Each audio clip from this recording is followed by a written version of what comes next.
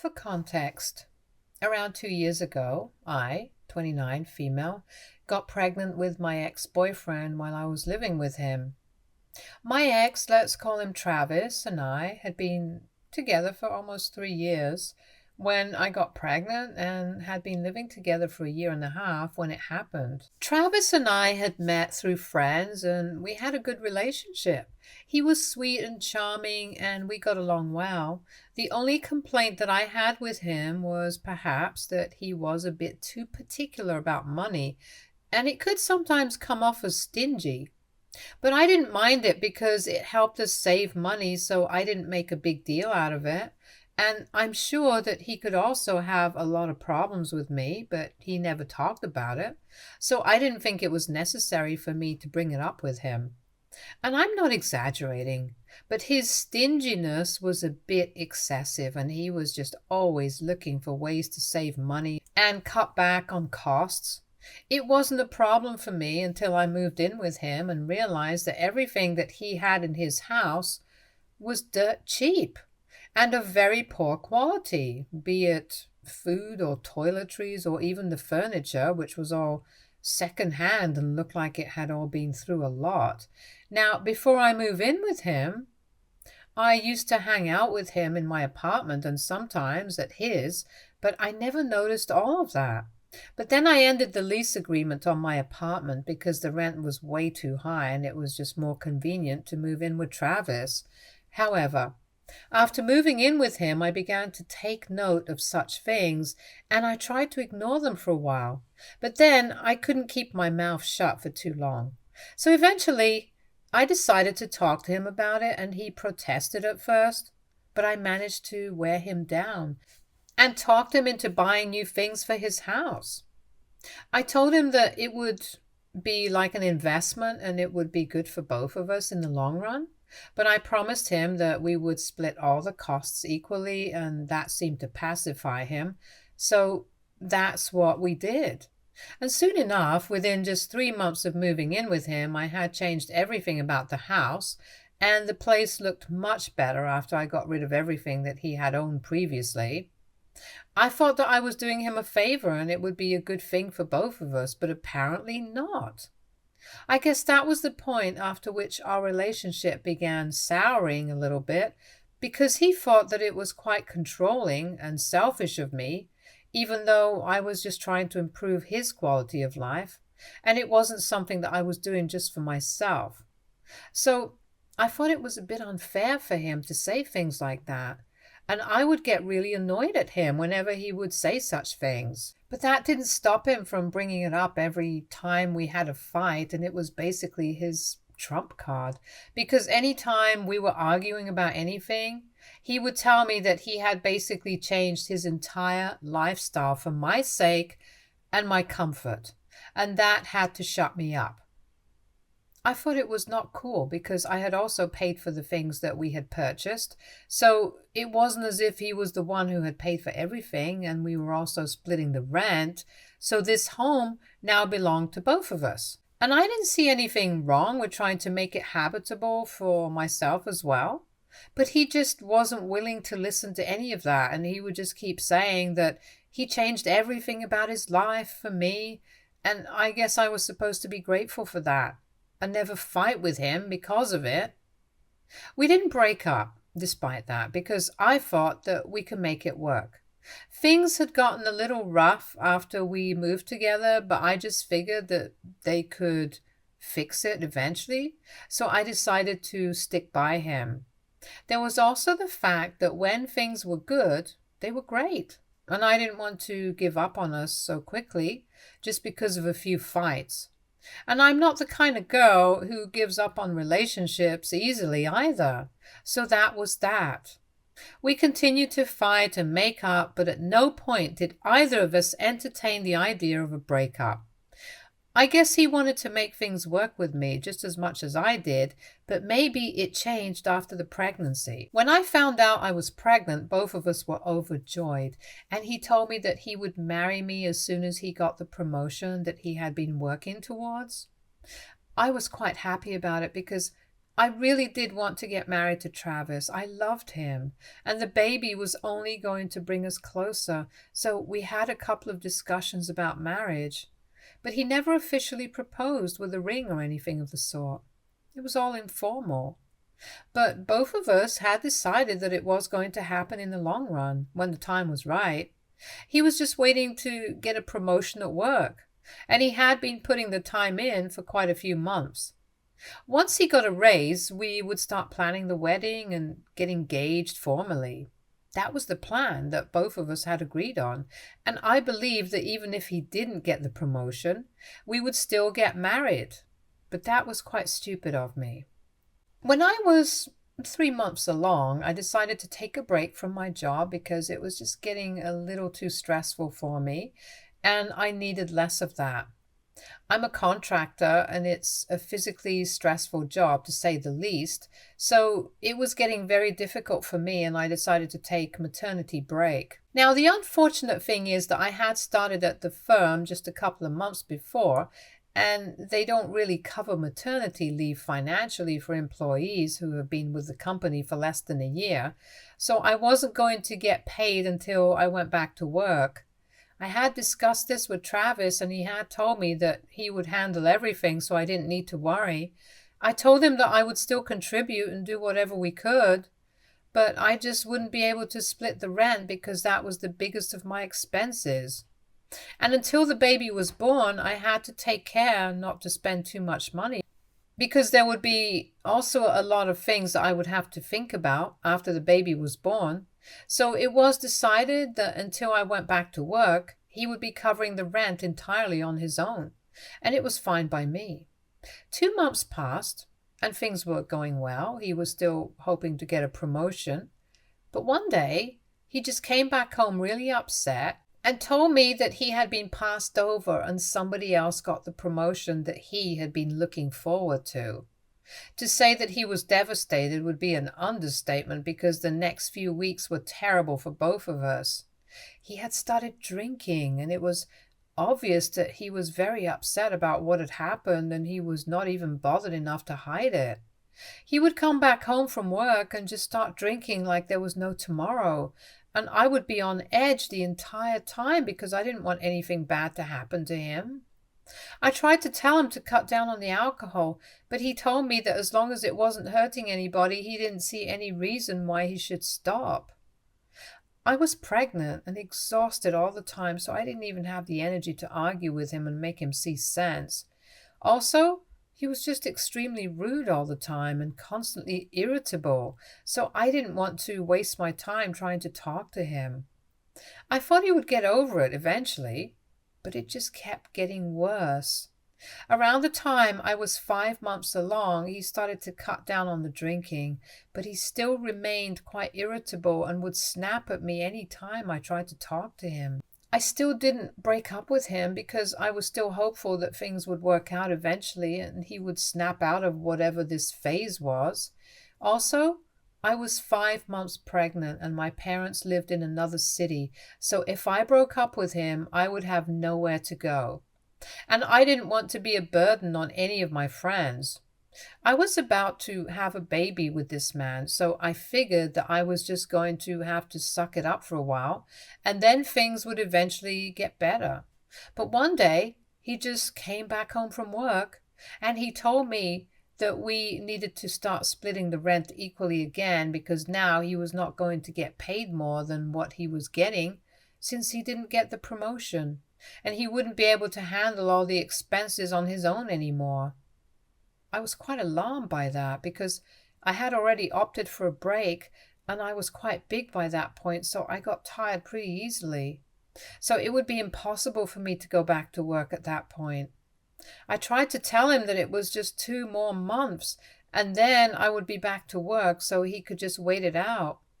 But he told me that he had already been waiting for a long time to tell me about this, and he just couldn't anymore.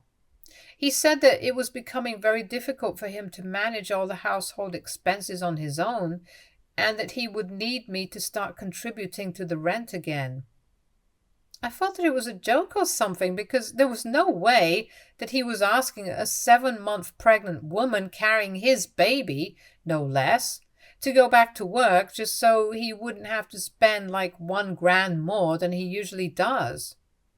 I tried to tell him that he was being very unfair because we had discussed this earlier and he had promised me that he was going to take care of it all. And I wasn't even asking him to take care of everything and pay for all the expenses, just the rent. I was still paying for my half of the groceries and the other bills, so it's not like I was depending on him entirely. But he wasn't ready to budge from what he was demanding of me. And at one point, he told me that I could either start coughing up the rent instead of making excuses, or I could leave his apartment. That was incredibly insulting to me because when we had moved together, we had thought that this was going to be our home. And even though the lease was in his name, I had always treated the apartment like our place. So for him to say that he was going to kick me out if I didn't pay rent while I was carrying his child was so crazy that I didn't even know what to say to him. I told him to calm down and think about it with a cool head, but he told me that his mind was already made and there was nothing I could do to change it. So now I just had to accept the facts and make my own decision. I was very upset. So I ended up yelling at him that day, and it turned into the fight of the decade. We were in a shouting match for about half an hour, and I got so tired that eventually I decided to just give up and started packing my things. I was humiliated by how he had treated me, and yet again he had brought up the fact that he had changed everything for me, and it was unfair of me to expect so much from him while giving him nothing in return. He actually believed that I had done nothing for him, which was more than insulting. It was devastating for me because I loved him, and I just couldn't deal with the fact that he was saying such things to me. So I packed my clothes and moved in with a friend. I didn't want to be a burden on her, but I also could not tell her what had happened, so I tried to explain the situation to her without crying, but I just couldn't keep the tears in, and I ended up crying harder than ever because I was emotionally destroyed after that fight. My friend, Brianna, was nice enough to tell me that I could live with her without paying rent for as long as I had to, and she was not going to let me suffer. She and I had already been roommates in college, which is how I knew her, and I knew that she was a good person. But while we were living together when I was pregnant, she really exceeded my expectations and did everything for me that even Travis didn't. Before I moved in with her, I would have to attend all my appointments with my OB/GYN by myself because he was always too busy. But Brianna made sure that I didn't have to do any of it alone, and even when I went into labor, she was there by my side every step of the way. She was also kind enough to allow my parents to come visit me every single day in the 2 weeks leading up to my due date, and I can't imagine anybody else opening up her home and her heart to us like that. Since then, we have been very close, and my parents refer to her as the sister that I never had. And I agree, she really is like the sister that I never had. Coming back to Travis, he was barely there for me after I left. We never formally broke up, but after I stormed out of the house that day, I waited for him to call and asked me to come back for weeks, but that call never came. Instead, he blocked me everywhere. And he also blocked all of our mutual friends. I don't know why he had to take things to such an extreme, but he made it very obvious to me that he didn't want to speak to me. Even on the day that I went into labor, I couldn't reach him, so I decided to call his parents.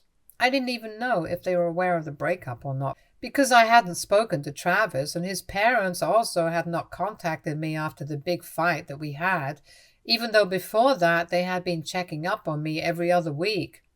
But I thought that they should know, and maybe they would let Travis know as well, so I called them to let them know which hospital I was going to be at. I didn't say much, and I didn't know what to expect, but nobody showed up from their family. On the phone call, when I was telling his mom that I was going into labor, she didn't sound like she cared, and when nobody showed up, I realized that she actually didn't. And neither did her husband, and definitely not Travis. When I gave birth to my son, the only people who were there for me were my parents and Brianna. I'm kind of grateful for it because I don't need Travis. However, that's how I feel now. Back then, it was quite different. I was very disappointed that Travis hadn't shown up for the birth of his own son. But I tried to be strong because I knew that after this point, there was no going back. I knew that I was going to have to be a single mother, and it was very obvious to me that Travis couldn't give less of a crap about his child. I cried my eyes out when I got home from the hospital, but after I was done crying, I decided that I was going to speak to a lawyer and make sure that Travis gave up his rights as a parent, because if he hadn't even shown enough for the birth of his son, there was no reason he had any right to be involved in our lives anymore. I was going to take care of myself and my son all on my own. I told Brianna and my parents about my decision, and they were on my side, so they decided to start speaking to lawyers who dealt in this kind of thing. And once we had decided on somebody, we had him draw up the papers, and I personally paid Travis a visit with my lawyer about a week after I had given birth to our son, just so I could get him to sign away his rights, and that would be the end of everything. There was not much to talk about. I told him exactly what the paperwork was for, and I said that if he didn't want to be an active part of his son's life, then he had an easy out right now, and he could just sign his rights away and we would be done. It was a relatively straightforward process, and soon enough, we were done. That was the last time that I saw him, and it broke my heart, but I knew that it was necessary. In the long run, that's what would be the best for me and my son.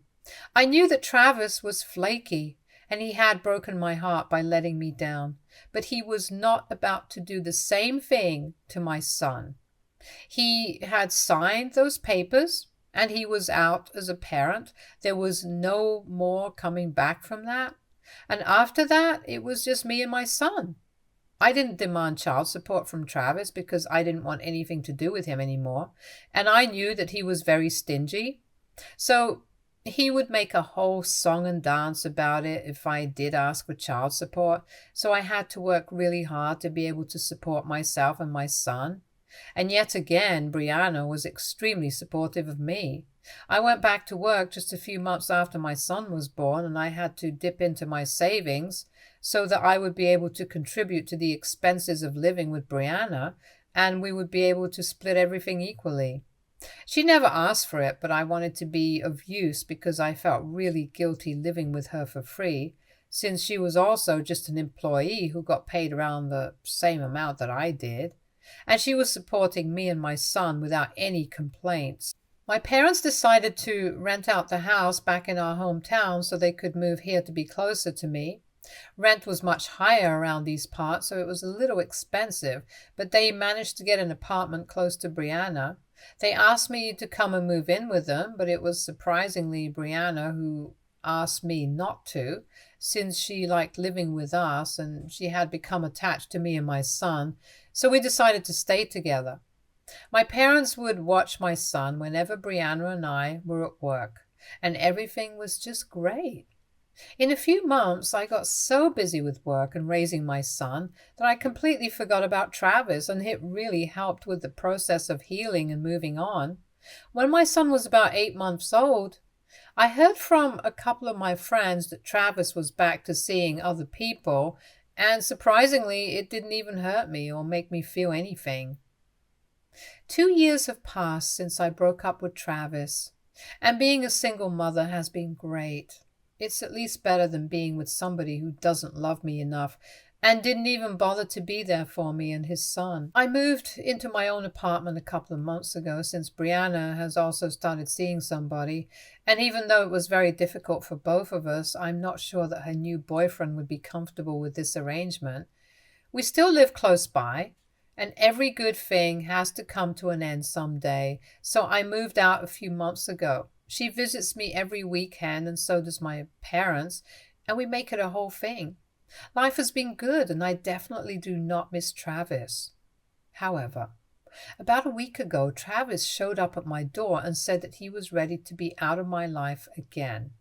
He told me that he had asked for my address from a friend, and after a lot of deliberation and failed dates, he had realized that he had made a huge mistake and he wanted me back. Not only that, but he also wanted a relationship with his son, and so he was back now. I thought it was ridiculous of him to expect that I would just take him back, no questions asked, and told him that he was no longer welcome in my life. I tried to shut the door, and he told me that he was going nowhere until he at least got a chance to see his son. He told me that it was quite unfair that I was withholding his own child from him, and he hadn't even had the opportunity to see his own son even once since he was born, and it's been 2 years, so now he deserves to meet the boy at least once. He told me that he was ready to be a father now, and if I was a good mother, then I would do what was right for my son and not try to get back at him by withholding our son from him. I thought it was laughable because, first of all, he had terminated his rights as a parent, and I had proof of it. So now he had no right to demand to see his son because legally he was not his father anymore. And for 2 years he had nothing to do with us, so it was very bold of him to come back out of nowhere and expect us to be okay with it. I literally just laughed in his face and reminded him that he had signed his rights away shortly after our son was born, so now he was not our son, but he was just my son. And he needed to get out or else I would report him to the cops. Then I shut the door right in his face and ignored him as he rang the doorbell for about 5 minutes until he finally left. But now I feel very guilty about it because I discussed it with my parents and Brianna, and while they agree that I absolutely do not need to get back with Travis, they don't know if this is the best for our son. There is also another factor, which is Travis's parents, who have been trying to talk to me ever since I drove him away.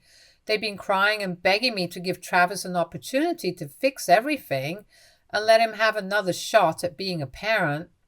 They sent me a bunch of videos apologizing to me for the way that they behaved with me 2 years ago and for not being there for me. They explained that they were just upset that Travis and I had broken up, and there were a lot of personal issues as well that they were dealing with, which led to making some bad decisions. But now they were really sorry and they had come back to their senses. They're trying to convince me that this is what's best for my son, because in the long run, he'll definitely want to know about his father. And if I tell him that his father had wanted to come back, but I decided that he was not going to be a part of his life, my son is going to be very disappointed, and they're just trying to prevent it. They admit and acknowledge that Travis screwed up colossally, but as a mother, I should forgive him because my son needs him. Travis has also unblocked me and is trying to convince me of the same things. He's also trying to tell me that we actually belong together, and he knows that I'm mad right now, but I'll come around eventually and he's ready to wait for me. I just don't know what to do. I feel like this is a huge dilemma and it's driving me nuts right now. AITA for not wanting to let my ex-boyfriend who dumped me while I was pregnant see our son? Update 1. Hey, so I have thought about it and I think I'm not going to let Travis back into my life again, and I'm certainly not going to allow him to have any contact with my son, at least until my son is old enough to know what happened. I'm going to tell him about his father when he's 5 years old, and then he can make up his mind for himself. I know it's still young and 5 years old is not mature enough, but that's what I told Travis and he seems to be okay with it. So that's the conclusion that we have come to for now. Let's see if it sticks or not.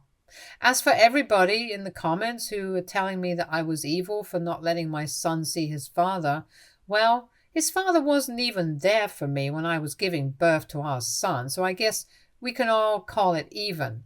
And I appreciate the other people who were supportive and kind to me and didn't judge me too harshly.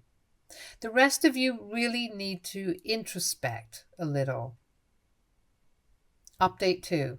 So about 2 days have passed since I had that discussion with Travis, but his parents are not happy about it. They think that 5 years is a very long time and it's not healthy for a boy to go for that long without having any contact with his father. I think it's funny that they have a problem with it now because they didn't seem to have a problem back when I was giving birth, and none of them bothered to show up. Travis told me to ignore his parents and block them if it really came down to it, but the things that they had been accusing me of are really messed up.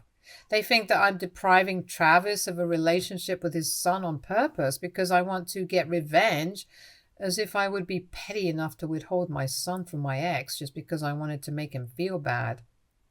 They think that I'm selfish enough to do that because I obviously don't care about my son. I'm not saying this. They said this, and I wanted to hit back at them, but I decided not to because it was obviously not worth it. His parents are old, crazy, and dramatic, and I'm not going to waste my time trying to talk sense into them. They can believe whatever they want to. I don't care about it. Update 3. Hi, so almost a month has passed since I re-established contact with Travis, and we have decided that he's going to contribute to his son's expenses and try to do his best as a dad. We are still trying to build trust between the two of us because otherwise it's going to be very difficult to co-parent. Well, I might introduce him to our son this year itself, but we are taking things slow right now. He has been quite apologetic so far and keeps telling me that he regrets everything he did and wants to make up for it however he can. So I'm willing to give him a chance, and I also thought about it. I've been putting myself through a lot and really pushing myself to do better for my son. But here, Travis is willingly stepping up to help me out, so I don't have any reason to reject his help. I'm going to give this a chance no matter what, because it's for my son. Stay tuned for more stories from Argo Relationships.